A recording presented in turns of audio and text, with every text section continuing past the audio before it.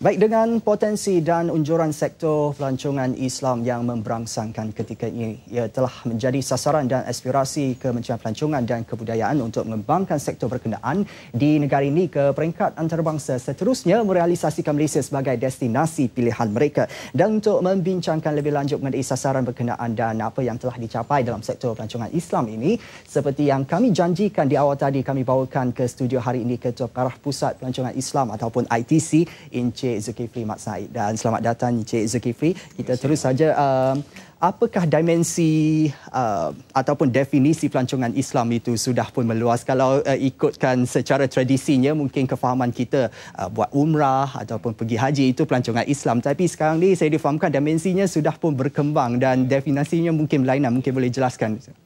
Ya. Ada banyak, terima kasih Ivan. Ada banyak definisi what is Islamic tourism.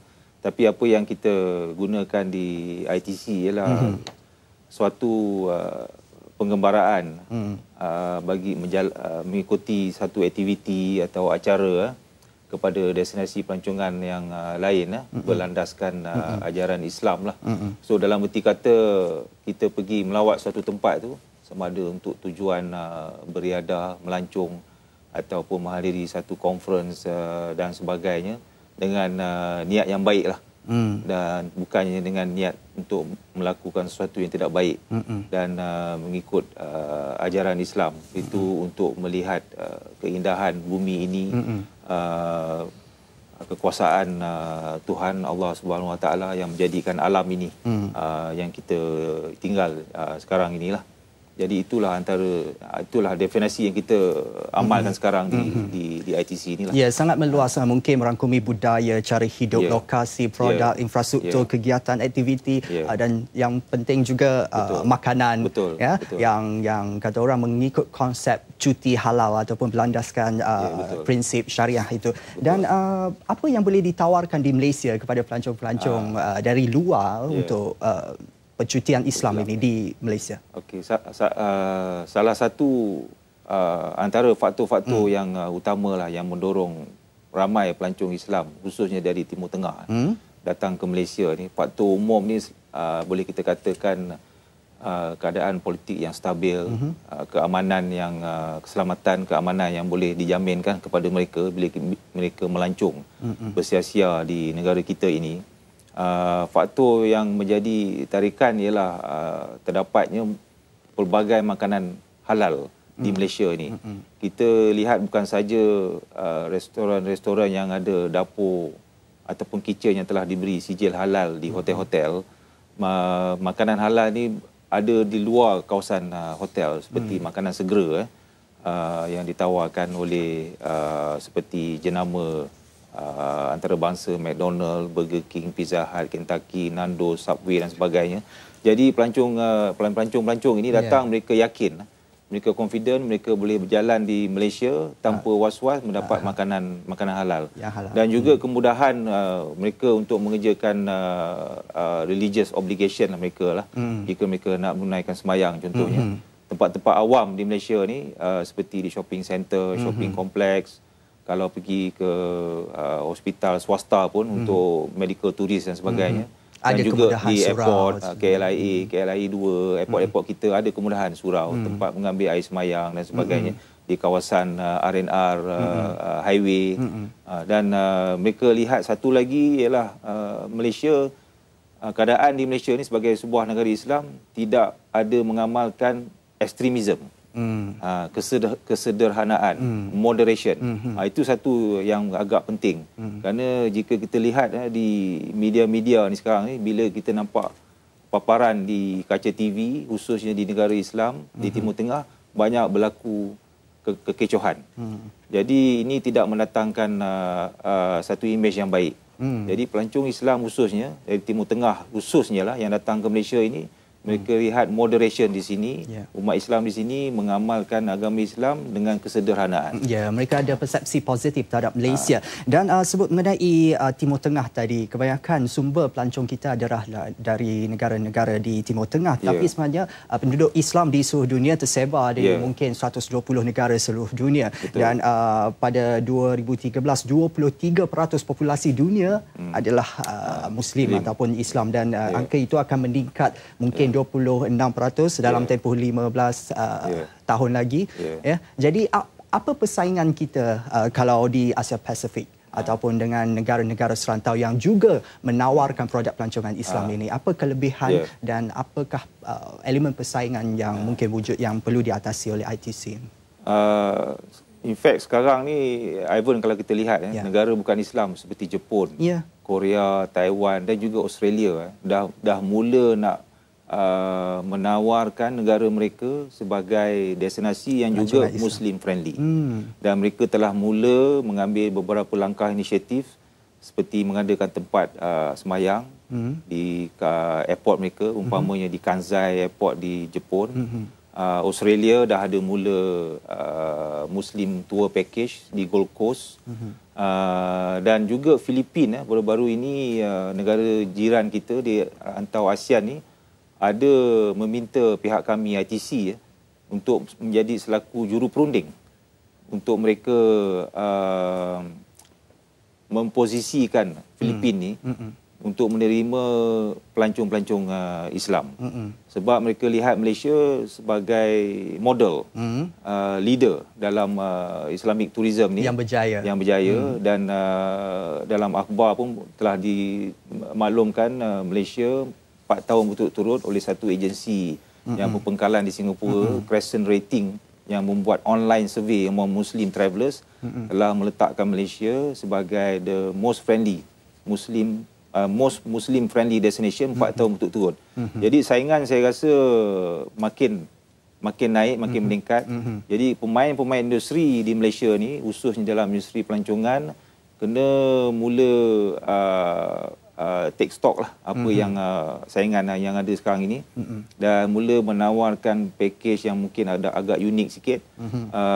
Sebab kita lihat sekarang masjid yang dulunya jadi tempat rumah ibadah untuk orang Islam telah mula juga menjadi tempat tarikan pelancong bagi pelancong bukan Islam khususnya untuk datang melawat, dan juga pelancong Islam.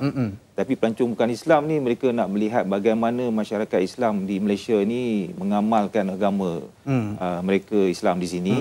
Dan mereka ada melawat juga masjid-masjid ni. Seperti contoh Masjid Tuanku Mizan di Putrajaya, menerima ramai pelancong bukan Islam. Dan saya difahamkan juga oleh pentadbir masjid Tuanku Mizan ini, ada yang datang balik secara personal visit pula. So the potential itu tinggi. Dan saya juga ingin minta lebih banyak lagi restoran-restoran khususnya milik Bumiputera atau kaum Islam mendapatkan persijilan halal. Kerana dengan lebih ramai lagi, lebih banyak lagi restoran yang ada persijilan halal ni, memberi lebih keyakinan kepada pelancong Islam untuk menikmati dan masuk dan menikmati juadah-juadah yang mereka sediakan itu.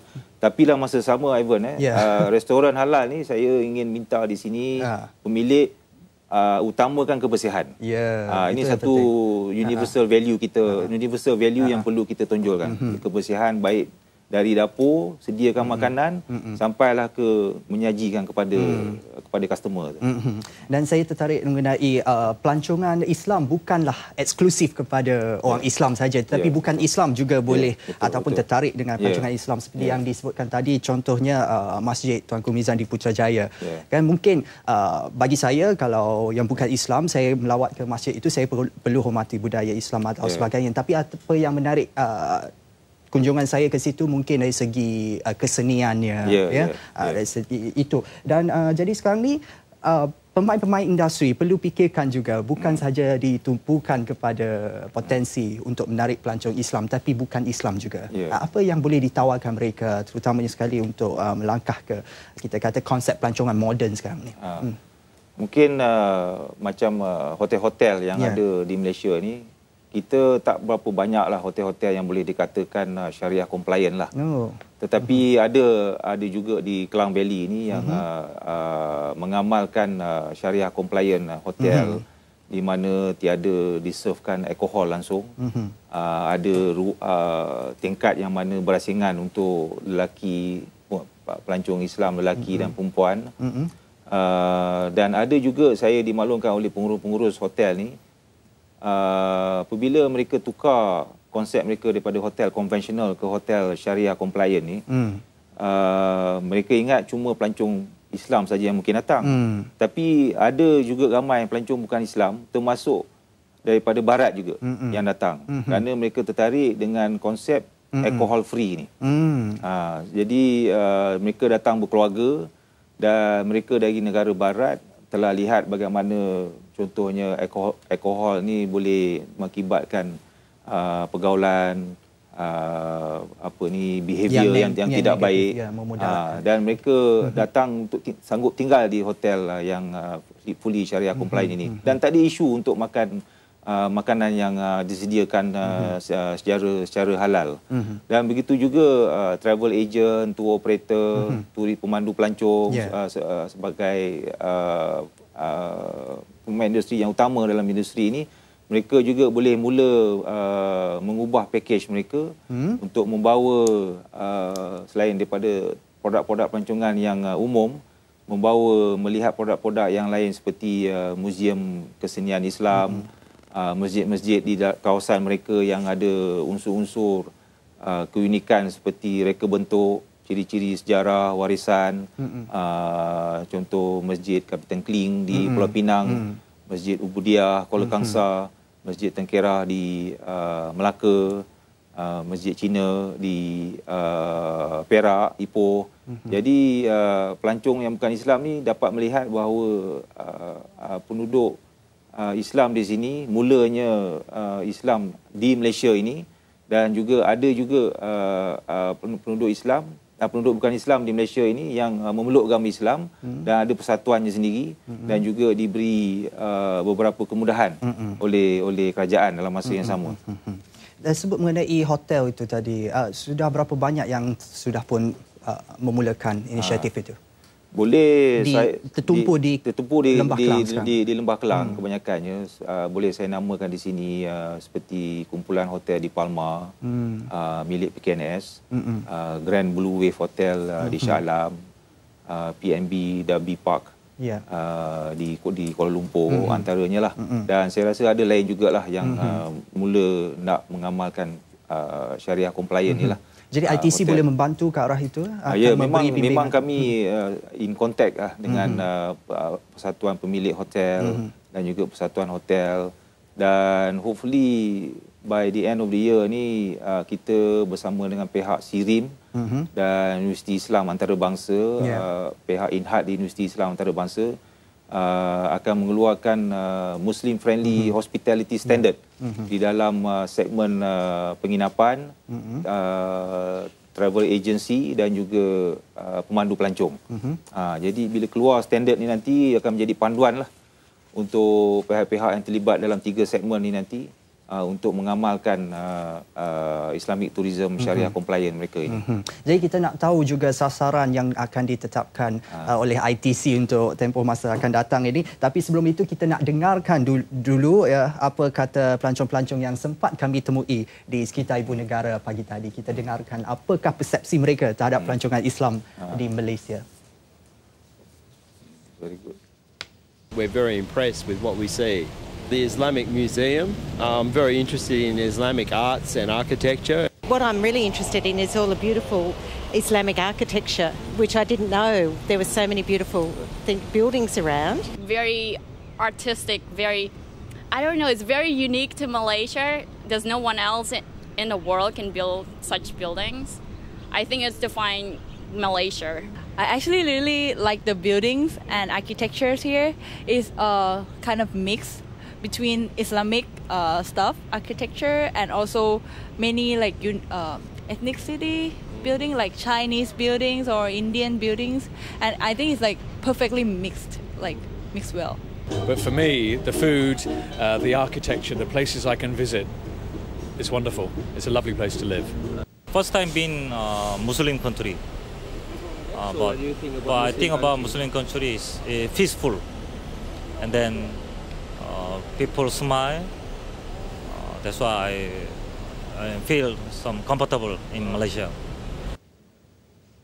Ada beberapa elemen penting yang disebutkan tadi dari segi keamanan kita dan juga budaya, reka bentuk dan sebagainya. Itukah yang akan ITC nak tumpukan lagi ataupun nak promosikan lagi secara meluas? Memang itu yang disebutkan tadi itu makanan halal, kemesraan, keramahan rakyat Malaysia dalam melayan bila berjumpa pelancong asing dan juga tarikan produk-produk tadi itu antara asas-asas yang menjadikan kita kita negara yang utama, most Muslim friendly tourist destination. Dan saya ingin seru di sini mereka yang terlibat dalam industri ini kekalkan dan improvekan di mana keadaan yang perlu untuk dibaiki seperti contohnya memastikan pelancong itu mendapat apa yang dijanjikan dalam package mereka. Dan bila membawa kepada tempat yang nak dilawati itu, pastikan tempat itu ada orang yang dapat berjumpa untuk melayani dan menceritakan. Contohnya di masjid yang mana saya sebutkan tadi, setakat ni alhamdulillah ada mula masjid-masjid yang ada nilai-nilai ni, jawatankuasa AJK masjid ni ada dedikasikan 1-2 orang untuk menerima pelawat dan memberi penerangan tentang apa yang signifikan di masjid tu, apa yang dijalankan aktiviti di masjid tu. Dan ini secara langsung mesti yang macam saya sebutkan tadi, pelancong bukan Islam, mereka rasa selesa datang ke sini untuk melawat satu bangunan yang bukan saja eksklusif kepada penganut agama Islam. Dan kita perlu juga lebih kritikal sebab kita nak bidang ataupun industri ini maju. Jadi apa mungkin respon yang diberikan oleh pelancong-pelancong Islam setakat ini, kelemahan yang masih ada ruang untuk diperbaiki di Malaysia berkenaan dengan produk yang ditawarkan oleh kita? Saya lihat kalau disebut dari segi kelemahan, apa yang saya ada sendiri pernah bercakap secara tak formal dengan pelancong-pelancong dari negara Islam ini, kebanyakannya bila melihat Malaysia ni negara Islam, mereka mengingatkan bahawa segala-galanya di Malaysia, terutamanya dari segi makanan adalah halal. Tapi kita perlu terangkan bahawa kita sebuah negara yang bermasyarakat majmuk. Melayu, Cina, India merupakan 3 bangsa yang utama. Jadi kerajaan beri kebebasan untuk ketiga-tiga bangsa ini mengamalkan budaya hidup mereka. Dalam masa yang sama, saya sebutkan sekali lagi di sini, saya ingin tekankan keperluan untuk mempelbagaikan lagi jenis-jenis premis makanan halal. Jadi perlu untuk mendapatkan persijilan halal itu bagi restoran-restoran khususnya milik Bumiputera, supaya pelancong-pelancong Islam yang datang ni ke Malaysia, mereka dapat banyak diversity dari segi makanan, bukan saja tumpu di hotel. Dan mungkin produk boleh ditambah. Produk boleh ditambah, bukan saja confine kepada produk yang ada sekarang ni.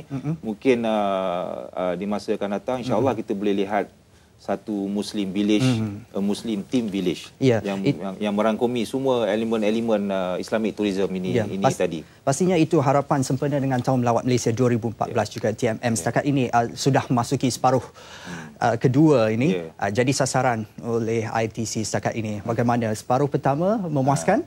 Kalau kita lihat data yang dikeluarkan oleh Tourism Malaysia, bahagian penyelidikan, the first 2 quarters tu nampak ada peningkatan. Dan pelancong Islam yang datang pun nampaknya ada peningkatan, khususnya daripada negara Timur Tengah seperti Saudi Arabia, Kuwait, Oman, dan UAE. Kerana pada masa sekarang ni KLIA ada menerima, kalau tak silap saya, 13 ke 14 Middle East Airline terbang terus ke KLIA. Ini satu keadaan yang baik kerana konektiviti adalah penting.